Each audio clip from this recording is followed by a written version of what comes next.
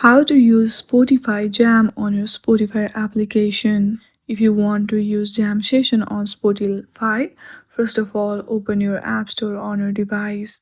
From there, on the searching bar, search for Spotify and make sure that you have updated version of Spotify application. If you see Update Now button instead of Open, then simply tap on it and update your application. Once you update your application, now you have to launch your Spotify application.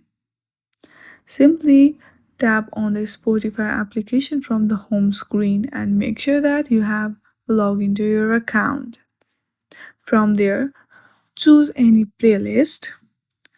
Once you choose that, there you will see three dots. Simply tap on it. From here, you will see a lot of options. Among them, you will see Jam Session 2.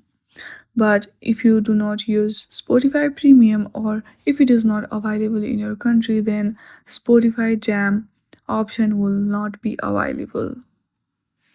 In this way, you can use Spotify Jam. I hope you like this video. If you like this video, then please do not forget to like and subscribe to our channel. Thank you for watching.